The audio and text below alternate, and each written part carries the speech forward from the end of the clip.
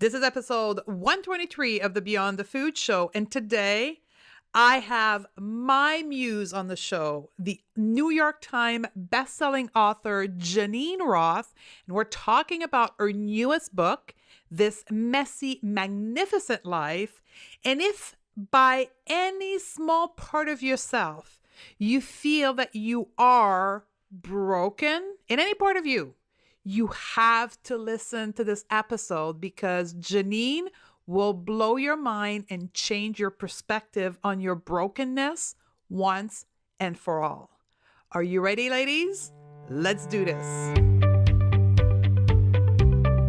My name is Stephanie Dodier, clinical nutritionist. I reversed my diagnosis of anxiety, depression, adrenal fatigue, and obesity by going beyond the food. I can tell you one thing, that willpower, discipline, and deprivation aren't the permanent solution to transforming your relationship to food. So how do you leave overeating, emotional eating, food craving, and binging behind you so you have the food freedom to achieve all of your goals and be happy now? As a top 25 alternative health podcast in the world, this is the Beyond the Food Show. Hey ladies, this is Stephanie and I'm coming to you live from Mallorca, Spain. I am here co-hosting a retreat with some very powerful ladies, and I'm recording the intro to this podcast overlooking the ocean. So if you are on Instagram in any way, you got to find me at Steph Dodier and look at the picture. It's a pretty amazing space. I hope you can join me on the next retreat. But before we go further, today's episode is with my muse, Janeane Roths. And I say muse because she is the woman that is responsible for me creating the concept and the method called Beyond the Food. About 6 years ago, I was in between my corporate job and what was to become my life as a nutritionist, but I wasn't decided yet. And I read her book, Women, Food, and God. And I cried because for the first time in my life at 36 years old, I finally got presented with the concept that nothing was wrong with me. I just had an emotional relationship to food that I needed to understand. And that was Janeane's gig for 20 plus years. She wrote a vast number of books explaining to women what I'm trying to teach you with the Going to Beyond the Food Show and what my journey has been with food, which is understanding how my soul and my emotion are being expressed through my relationship to food. And that's what Janeane wrote for years. And over the last 4 years, she had another massive, major ha-ha moment, as I like to call it in my world. And she wrote this newest book called The Messy, Magnificent Life. And the topic is something that will reach you, me, and most women I know in this community, because she talks about self-doubt. She talks about confidence. She talks about us thinking we're broken. Now, how many of you right now think that there's a small part or a big part of you that is broken? Well, for me, my entire life, I thought I was broken until just recently. Even when I got into the field of holistic nutrition and I got into the field of emotional eating, I was going at it from the perspective that I was broken. And once I quote unquote fixed the emotional relationship to food, I found something new that I was broken into. And then there was my spirituality, and then it was my hormones, and then it was my gut. And there was always something that I was searching to fix, because at the root of myself, I thought I was broken. And that was the same thing for Janeane. So the book that she wrote and the interview we're talking today about is what I believe is at the core of our journey together in the Beyond the Food process, and also in our journey as a woman who's seeking to fix ourselves. And it is fundamental that we change that perspective, that we go from wanting to fix ourselves to wanting to improve ourselves. Now, for many of you, you're like, well, that's the same thing. Well, I thought so too, but I now realize that there's a massive difference between the two. When we go about trying to fix ourselves, we enter this journey from a place of not accepting ourselves, not loving ourselves, not doing it from a place of love and self-compassion, but thinking we're broken, that there's something wrong with us, that we can't accept ourselves the way we are. And when we look at self-improvement, it's actually from a place of acceptance, love, and compassion. So it's an honor for me to be able to bring you Janeane Roth. I have been working on getting her on the podcast for over a year. It was an honor to spend an hour with her, and it's an honor for me to be able to bring her to you so she can help all of us. So her newest book, The Messy Magnificent Life, that's what we're going to talk about today. The link to her book is in the show note at stephaniedose.com/123. That's where you can purchase the book and also download my free guide to you, The Crave Cure, which is the beginning path of you entering this journey of discovering your relationship to food. So all the links are in the show notes, stephaniedose.com/123. So if you're ready, let's bring Janeane on. Hi, Jean. Welcome to the Beyond the Food Show. Thank you. It is an honor to have you here. And I've said this to you before we started. You've changed my life. And because of you, I am able to change other women's life and help them transform themselves. So just like you, I have been there too. And what I teach doesn't come from books. It comes from my own body and my own experience. And that's where I would like us to start, with your own story and how that one day in New York with your curlers on and your only summer dress, you were standing in the corner waiting for other women, and how your journey began from there. Yes, good. Happy to tell you about that. I was living in a kind of food hell for quite a long time, and finally realized that dieting was part of the problem for me, shaming myself, depriving myself, definitely part of the problem. And so I decided to stop dieting, which was a terrifying moment for me. I'd either been on a diet or binge for many, many years. And as soon as I made that decision, I felt released somehow from an internal prison. I wasn't sure that this was going to work very well, since I didn't know how to eat other than dieting and binging. But because I felt released from oh boy, I would say the concrete prison block of shame and deprivation and punishment and fear, I soon realized that self-loathing that was perpetuated by the shame and the deprivation was a big part of the problem. And without that, I could figure out what my body wanted. And so I did put an ad in the paper and started a very small group for 10 people.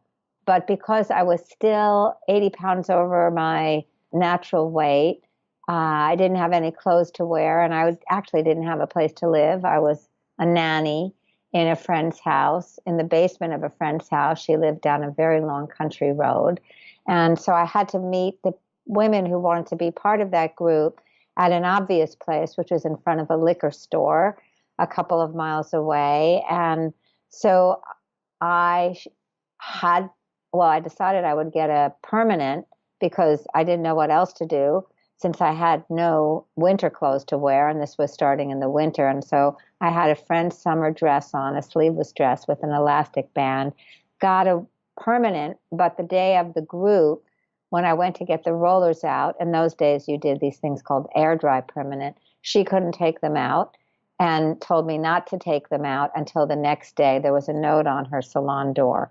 So I showed up in front of that liquor store, 80 pounds overweight, and with rollers in my hair.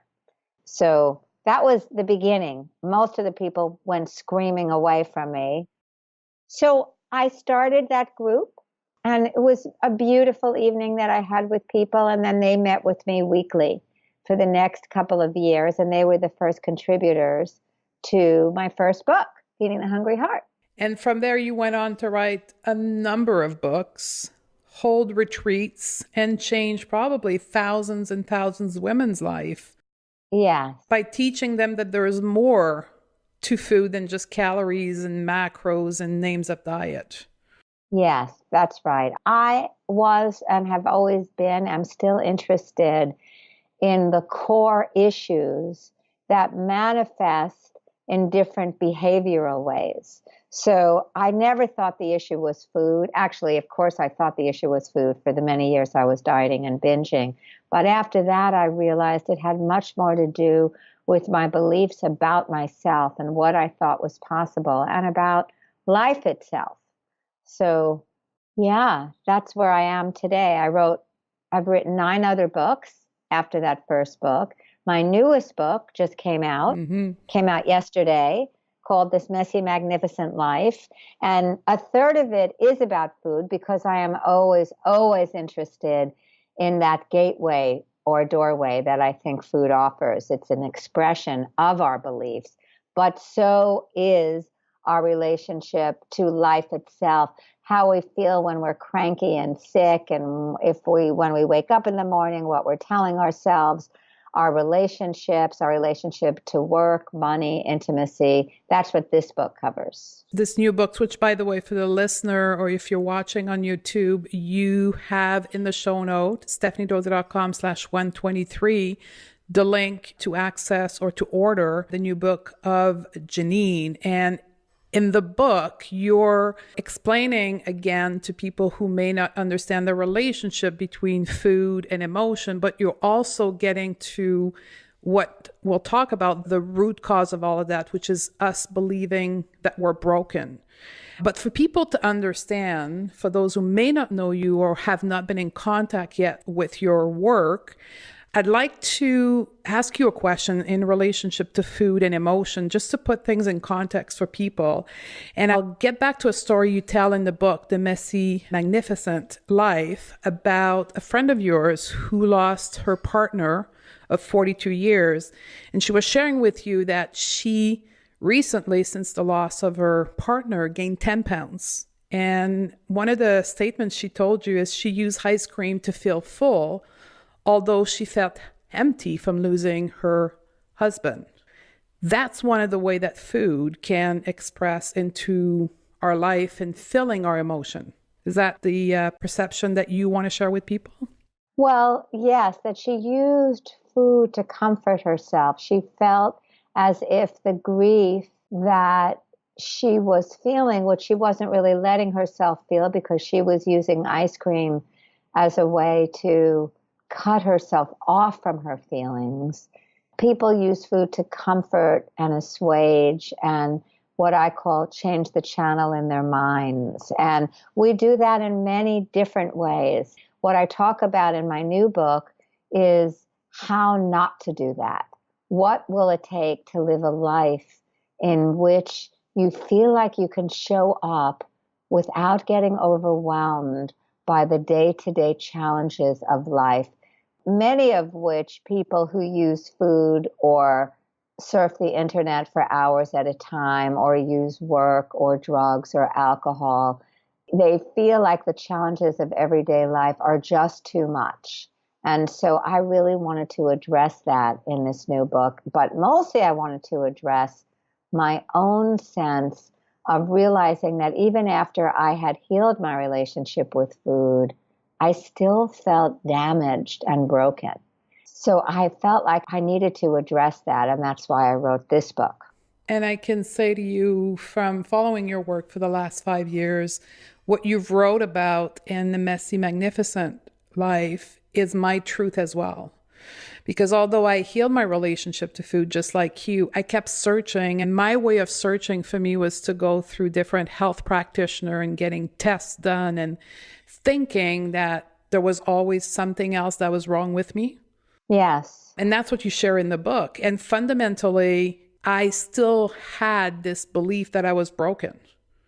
Yes. I feel like that's the core I don't know what to call it. It's not an issue. It's No. more than a challenge.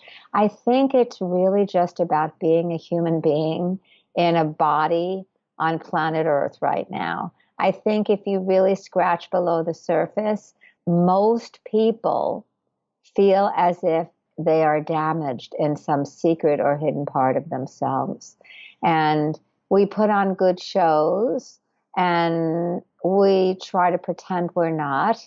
But what I find most helpful is just to really address that directly so that you don't walk around like I did for many years, haunted by the fact that you believe that you're damaged, and the way many, many of my retreat students believe they're damaged. How did it came into your own circle of awareness and your own realization, what I call in my work the ha-ha moment, that you needed to drop what you call in your book the me project?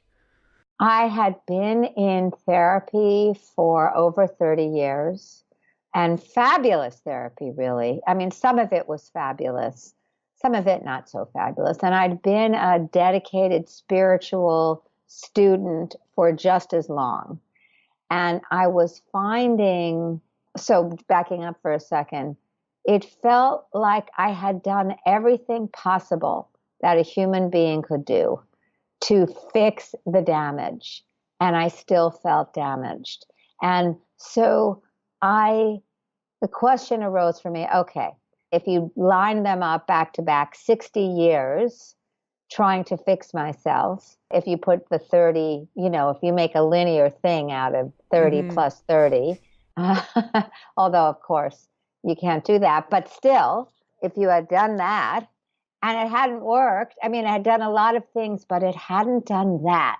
And so fix that core belief that something was wrong with me. So I decided to do it, to stop the endless search for that and really, truly look at, okay, what are my beliefs and what can I do to integrate what I learned in spiritual practice and what I learned in therapy? What can I do? And that's sort of what the book is about, that process.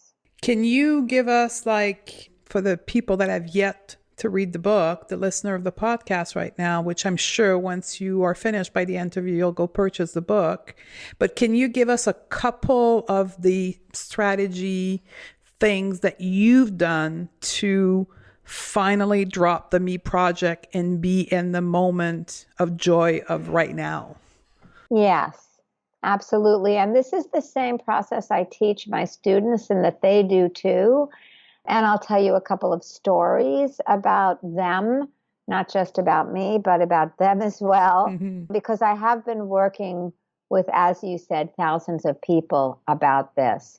And the progression goes that you really name what's going on, and then you see, okay, what can you do about it? What is there to work with about this? The first thing is what I call disengaging from the crazy ant in the attic. And who that is the voice of endless shame and scolding, judgment, criticism, fear. It was an adaptive voice. Everybody's got this voice. Every single person has this voice. And we need this voice. Every one of us needs that voice. It's an internalization of authority figures, and we need that so that when we're 4 and 5 and 6 and 7, when we go to neighbors' houses, we don't throw food against the wall, and we don't hit people, and we don't bite people, and we learn how to mingle in society such as it is. So we need that voice. The problem is it's become maladaptive, and now it scolds us constantly, and we don't even realize it. When I teach a workshop, I will ask people after a half an hour to write down the 10 criticisms they've made about themselves in the half an hour. And many, many people have at least 20 or 30 or 40 that they've made. And then I ask them to tell me what they are, and in the you voice. So in the third person, you are this and you are that. And this is so we can start seeing that that crazy ant is not us. That crazy ant really is just a crazy ant up there in the attic. And one important step here is to understand that that voice isn't us. And most people don't realize that. So people do that. And then I ask them to say what their criticisms are. And it's astonishing. People will get up and say things like, and in this voice, you are disgusting. I can't believe you wore those socks today. I can't believe you didn't wear the ring you thought you were going to wear. I can't believe you thought it was possible to change. What is wrong with you? Like that. So when people see and hear that voice and understand it's going on, as long as they're awake during the day, then I ask them to feel the impact that that voice has on them. So we can really, really get it that this voice is going on all day long, but it's affecting us in such deleterious ways to the point that we cower in shame and we feel small and we feel small and hopeless, really. We just collapse. And so then I start teaching people how to disengage from that voice, how to really understand that that voice is not you. First, it takes naming it, seeing the impact of it, and then disengaging from it. And disengaging from it happens in a variety of ways. You figure out what's most effective for you. But I want to keep underscoring that most of us are merged with this voice and or believe what it's telling us. So this voice can tell us, look at you. Look at the size of your thighs. You've gained 10 pounds, you disgusting thing. And what we need to do is separate what the voice is telling us from what's true. Because the voice has morality connected to it and judgment and shame. It might be true that we've gained 10 pounds, and it also might be helpful to look and see what's going on. You know, what's happening with food and in our relationship with food. So what that voice does, the crazy ant makes impossible for us to even look and see what's actually going on. There no change or transformation is possible in the presence of that voice. Once we're separated from that voice, either with humor, we can say to that voice, you think this is a lot? You should have seen what I ate for breakfast. And just get the voice off your back, whatever it takes. Or you say, you are not my friend, go away. Or stop. So sometimes it's assertiveness, sometimes it's humor that works. Whatever works to get the voice off your back, that's what you need. And then you can ask yourself, well, what's going on? What can I do about this? Is there something I can learn? Is there some wisdom here that's here for me? So that's definitely one of the first steps of true and lasting change. And I would say to you, amen to that, because for me, it was the moment that I still remember. My therapist asked me, very similar to you, asked me in a day to write how many times I was scolding myself in my head. Uh-huh. And I did the exercise. I carried this piece of paper with me for the first hour of the day. And within the first hour, I had 50 marks. Yes. Because she asked me to put a mark every time I would scold myself. And I could not believe what was going on. It was like the background radio constantly playing in my head. Yes, that's right. That's what I call, that's why I say it's the crazy ant in the attic. Because if the crazy ant in the attic is continuing to blare on and on all day long, but you're not listening to it and you don't believe it, it doesn't really matter that it just keeps on blaring on. It doesn't really matter at all. But it does matter if you're sitting in the attic right next to her and you're hearing and believing everything. Yes. Because it's like fueling the fire. Yes. For me, the more I believe, the more the crazy aunt, as you call it, or ego in the spiritual world, keeps blaring. But once you disconnect with it, there's this natural process, for me anyway, and I'm sure you see that in your student. I know I see it in mine. The crazy aunt just tuned down. Yes, right. And then you start cultivating gratitude, or you start cultivating more positive thought. And all of a sudden, there's kind of we're changing the radio chain, and then it goes to something with time more positive. Yes. Well, for some of us, for myself, I wouldn't say that's happened. I would say the crazy aunt is still there, still doing it. The only thing is, I'm actually living a couple floors down from the crazy aunt most of the time. I wouldn't say she's turned positive at all. She still is as negative as she's always been. It's just that I'm not listening to her most of the time. Sometimes I still do, and every time I do, it's tough. And it's part, would you say, of what fueled your project of fixing yourself, the Me project? Well, I believed what she said, that if I fixed this, about if I was a nicer person, if I was more generous, if I was smarter, if I tried harder, then I would be better and I would be loved and I wouldn't be worthless. I sort of just bought right into the story. And no matter how hard I tried, no matter how many fixes I did, she raised the bar. It was never good enough.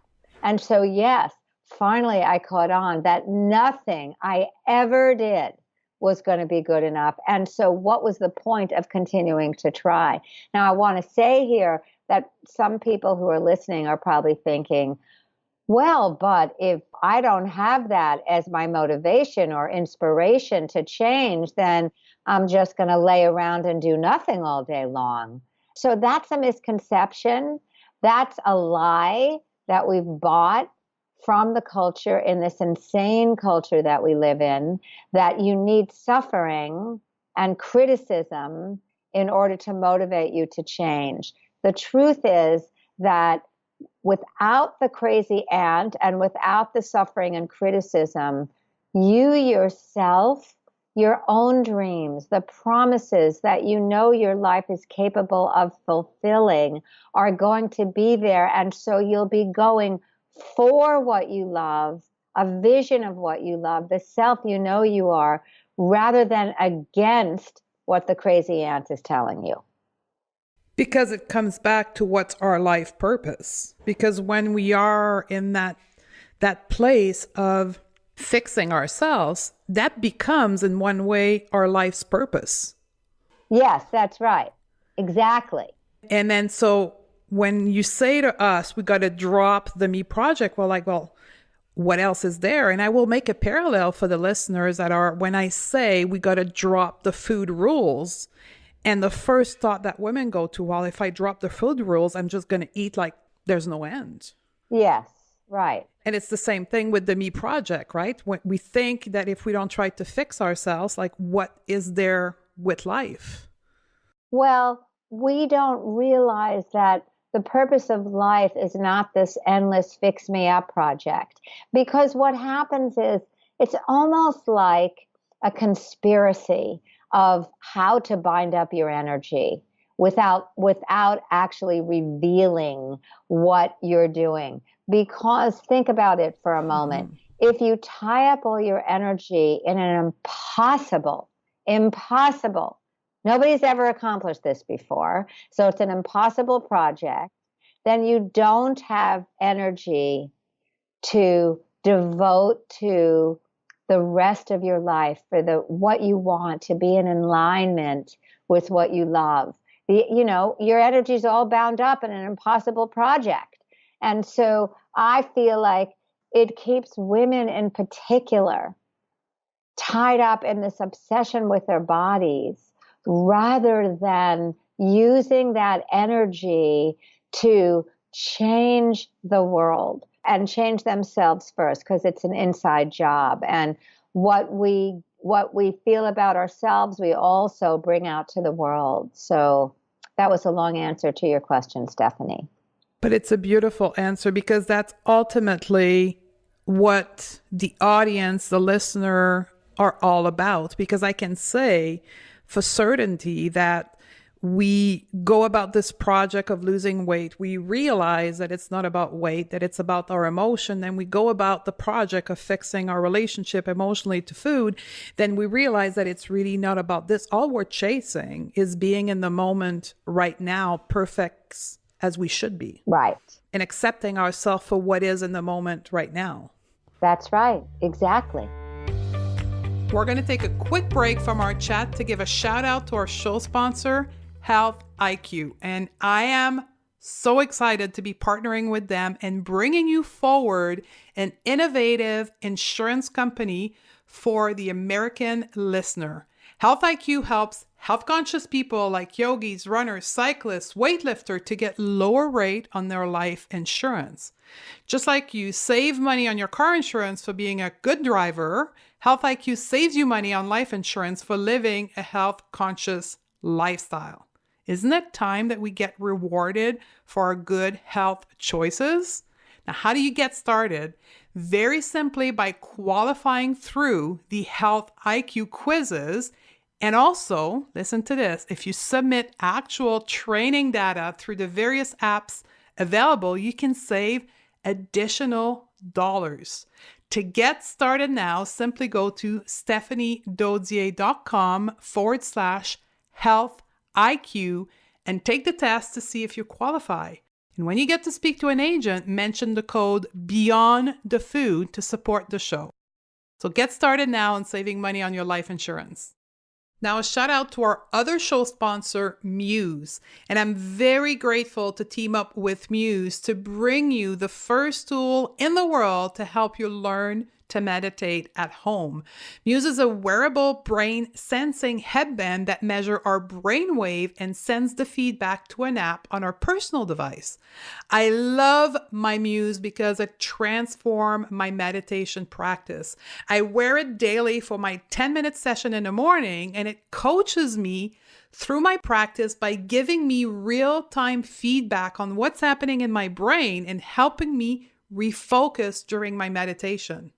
I love this partnership with Muse because it brings the tool to the first timer and it helps expand the practice of the more advanced meditator. So it's time for you to get your Muse on and learn to calm your mind through meditation. And here's the thing, as a listener of the Going to Beyond the Food show, you get 15% off of the purchase of your Muse. To take advantage of this offer, simply go to stephaniedodier.com/muse. And again, the URL is stephaniedodier.com/muse and register through this URL to get 15% off. So join me in my 10 minutes meditation practice every morning and get our Muse on and go beyond the food together. One of the challenges that many women listening and many women in my academy are facing with is their hurt, their deep-seated pain that they have from their past. And I know you share that as well. And the need for us to take responsibility in part for what happened to us in the past and processing whatever, be it physical abuse or sexual abuse, so we can stop that project of fixing ourselves. Can you talk a little bit around the process of accepting this pain that is for some of us in our past? Well, I have a sort of like double layered answer to that. For trauma and places that are shock places in our souls and sexual abuse and for myself, I also experienced sexual abuse. It's not just about accepting it. It's really about digesting, touching into, attending to, loving with loving support. And that is with a guide or a therapist, those shocked, traumatized places inside ourselves. So sometimes therapy really is important and necessary. For myself, the therapy that I did, as I might have talked about at the beginning, some of it was just wonderful. And there still came a time where, and there's a piece in this Messy, Magnificent Life about when my therapist told me that it was time to end therapy. And I was shocked because what I realized was I was still waiting for someone to come and rescue me from my childhood. And despite the fact that I had worked on many of those issues before, I still felt like I was owed what I never got. And I was waiting for someone to rescue me. And so there came a time for myself where I realized it wasn't about more therapy, telling the same story I had been telling about my childhood over and over again, how my mother dragged me across the floor by my hair, how in my family there was drug addiction, alcohol addiction, physical abuse, sexual abuse. I had really done that already. And now was the time for me to realize that it was me that needed to attend to those places in me when they come up. And it's not that they never come up, they do. I still get triggered by certain events, by the way certain people talk to me, rejection or abandonment, hurt, things like that.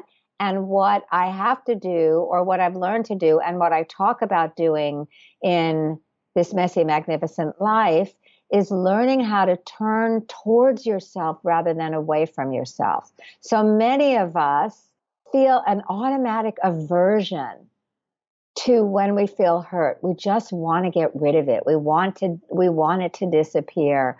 We are afraid to feel it because we're frightened that if we feel it, it will overwhelm us. We'll never get off the bed. We'll never work. It will be too much. All of that. I teach a 4-step process in this book. One of the steps is learning how to turn towards yourself rather than away from yourself when you feel uncomfortable or when you feel hurt. And that's really just a matter. These are all very simple. That doesn't mean they're easy, but they're simple. And they're, of course, very easy if you're willing to do them. But you do that, you turn towards this discomfort very simply. And I tell a story in the book about a woman whose mother had just died.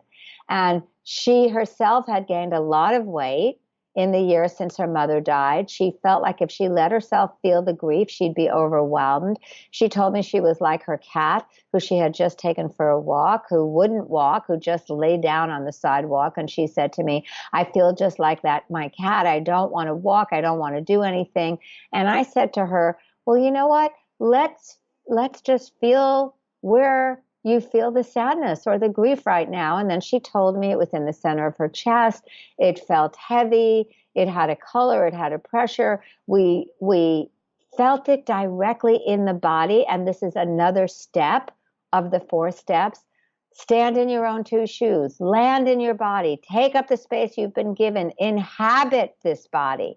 Feel this body. Most of us look at our body with bang camera lenses from the outside rather than the inside. When she went into her body and felt what she was afraid to feel, she saw, oh, it's a sensation. It feels heavy. It feels warm. It feels, I can't remember the color she said it was, but as she was with it, she cried for a couple of seconds and then it was over. And then I asked her how she felt about food. Did she need to keep eating? And she said, no, I don't. Why? Because she was feeling the feelings and learning that they weren't as terrible or even terrible at all as she thought. Doesn't mean that feelings don't hurt and that when somebody we love dies, it's not painful. It is, but it's already painful. And if you eat because of that, you double your pain because you still have the loss, and then you have the pain of eating to fill it and all the judgments you have about it. You are so brilliant in the way you're expressing that, because it is what we do. We eat to avoid the feeling, and then it brings us into that shame and guilt cycle that makes us eat even more and more pain. And while all of this is happening, we're not feeling the emotion that we're trying to avoid. Right. And when we share that with women and we start to introduce them to that, the simplicity of it makes it so that women say, but that can't be the answer because I'm so broken. I need something more complicated. Well, first of all, I'm so broken is a thought. Yes. That's an idea that you have. That's a story you're making up. And one of the things that I talk about again and again and again in this book, because it's been a real learning edge for me, is being able to tell the difference between a situation, or let's call it objective reality, or what's happening, or the inner sensate experience, and the story we're telling ourselves about it. It's the story. So we might feel, let's say, an experience of emptiness. Let's just say we tune into our bodies right now, and there's a feeling of, oh, I feel a little hollow. And because most of us, first of all, don't even tune in at all, we make up a story. We feel something that we're not even clear what it is that we're feeling. And then we say, I'm so broken. And from that, I'm so broken, which is just a story. It's just a story. That's all it is, a story. We terrify ourselves half to death. We tell ourselves, oh my God, I can't feel this. If I do, I just the most horrible feeling in the world. I can't let anybody see this. If they saw this, they wouldn't love me. This means I'm unlovable. This means I'm not healable. This means, just X, Y, and Z, on and on and on. I am an expert at stories, so I really know this one well. And when I caught on to the fact that there's a difference between the situation, for instance, let's just take a very simple one. Someone, a friend of mine, didn't answer my text. That's the situation, period. From that, I make up endless stories. Oh my God, they decided they don't want to be my friend. It was that thing I said to them last week. I knew I shouldn't have said that. Why did I say that? Now I'm going to lose them. If I lose them, I'll be friendless. I'm a person who never has friends. I'm a person who can't keep friends. I knew I was damaged. I knew something was wrong with me. All of this goes back to one simple thing. Someone didn't answer my text, period. It is so the truth. And we can make a parallel to that with body image, right? The 200 pounds is just a number on the scale. It's all the story you make around it and what this 200 pounds on the scales mean and how ugly and what people are going to say that makes that fact of being 200 pounds so ugly and you wanting to get rid of it. Right. There's nothing inherently ugly about weight. Weight just simply is weight. What you say to yourself about it, now that's another story. And most of us create our own suffering through the stories. The suffering comes not from what's happening or the objective reality of a situation, but from our interpretations and our opinions about that. Back to the crazy ant. Right. It's back to the crazy ant. It's also back to the basic nature of having a personality, a sort of having an ego, as you talked about it before, because nobody has taught us how to actually stay with ourselves.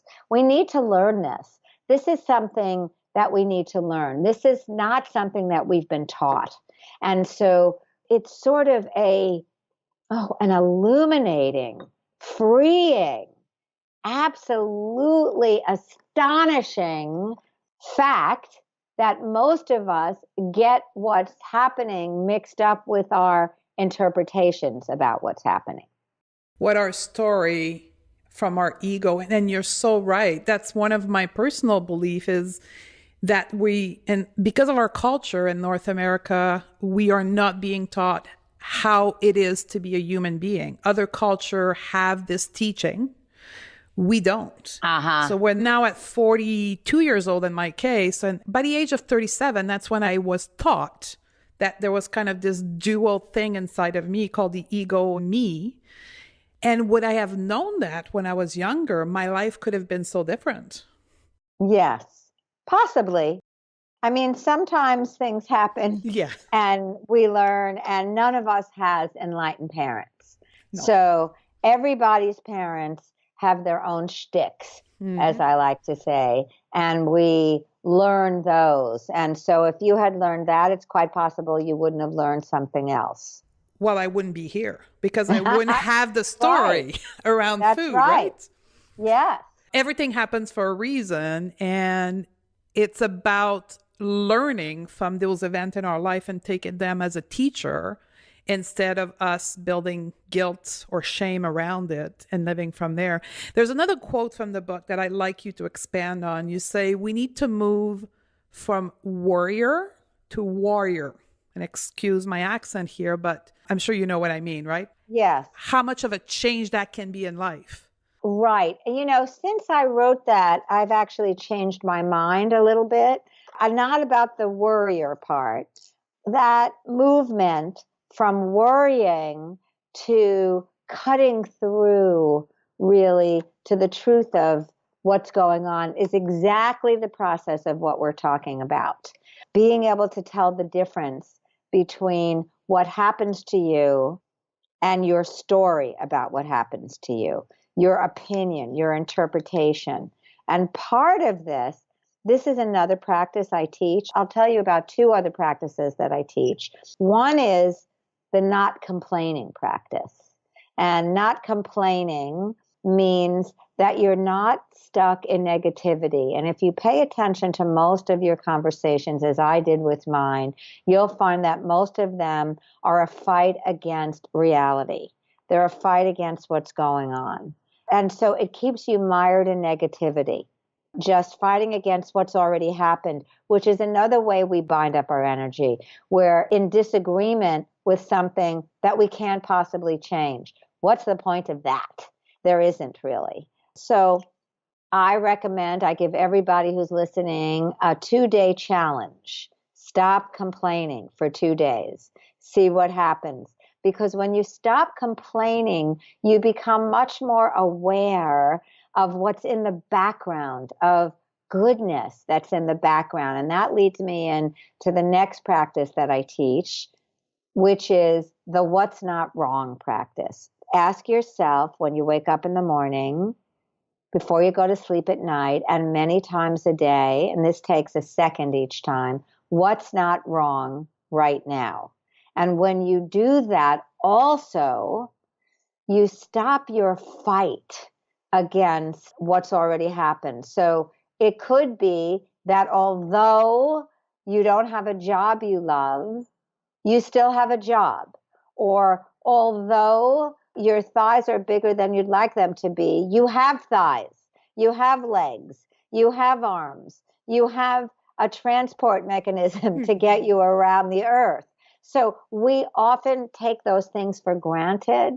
We don't pay attention to the generosity of life itself that's around us, the fact that we have a floor to walk on, an earth to stand on, water coming out of the tap, very essential things that we're not appreciating, that we take for granted, that keeps us mired in this air of negativity.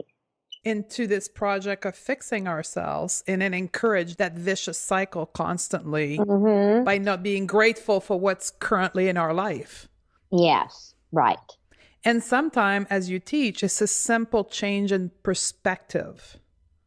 It is. And part of it is being willing to take the moment. You know, we've gotten so used to the ways we already are that actually making the effort, this takes effort to even ask yourself what's not wrong, takes a willingness to get out of your usual way of doing things. And often, and we'll kind of wrap it up at this point, the interview, but all of this is wrapped around the fact that we're trying to avoid what we believe to be more painful than the current state. So we're wrapped around this wanting to be better and changing ourselves because we feel that what we are currently is more painful. Does that make sense? Yes, but that's part of what I was saying in a very light way, not in a literal way. It's the conspiracy of binding up our energy, of keeping ourselves involved in a lie that something's wrong with us. And all of this is preventing us from or fueling the not being in the moment and not loving what we are, who we are at that moment. Well, I would say it even stronger than that. I'll go back to the title of my book right now, This Messy, Magnificent Life. The messiness of our lives, if we are with it, the so-called messiness can lead us to the magnificent. So the promise here is a promise of gorgeousness, of magnificence, of beauty, that which is waiting for us, asking for our attention, but we're not paying attention because we're just bound up in what's wrong instead of what's right. That's a beautiful way of wrapping up this interview. One more question for you. What is next for you? Well, I'm on book tour right now, so it's all about what I'm doing now. Awesome. Yes. And do you have any retreats coming up? In May. May? In Northern California. Perfect. So we'll link to that in the show note as well, which is on your website. Yes, that's fabulous. So stephaniedozzi.com/episode 123. And then you can get the link to the book, the retreat, and the website from Janeane. So thank you very much for having spent this time with me today. It's been an honor. Yes, I wanted to also let people know that I'm teaching a master class very soon for people who have a copy of the book called Women, Weight, and Power, Releasing the Energy of Obsession.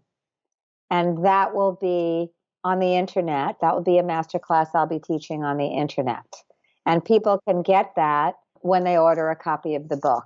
Awesome. So we'll link to the book on your website. Once they place the order via the link, they will be having access to that workshop. The link there would be JaneaneRothBook.com. Perfect. So we'll link to that as well, or you can go straight to it. When you purchase the book, you'll get access to this very powerful workshop. Great. Okay, Stephanie, thank you. Thank you. Have yourself a good day. You too. Bye-bye. Bye. There you have it, ladies. I hope this interview, I hope this time you spent with me and Janeane help you understand how to go about this journey of life from a different perspective, but also to know that there's nothing wrong with us as we are right now. We can look forward to improving ourselves, but we cannot go about it as being broken.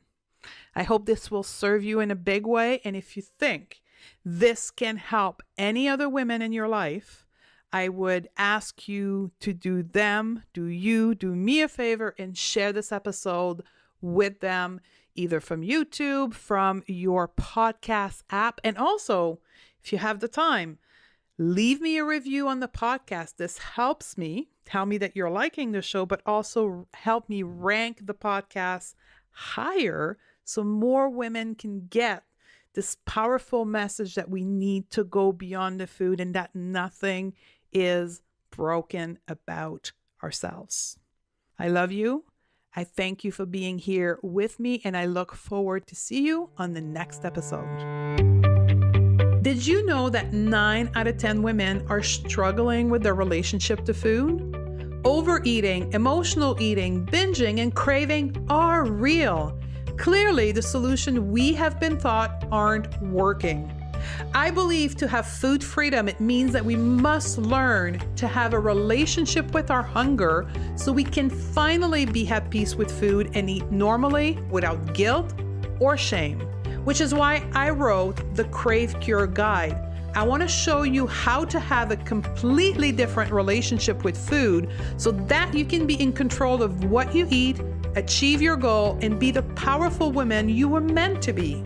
The best part is, This book and the step-by-step process is absolutely free. To receive your free copy, simply go to stephaniedodier.com/guide and we can get started right now.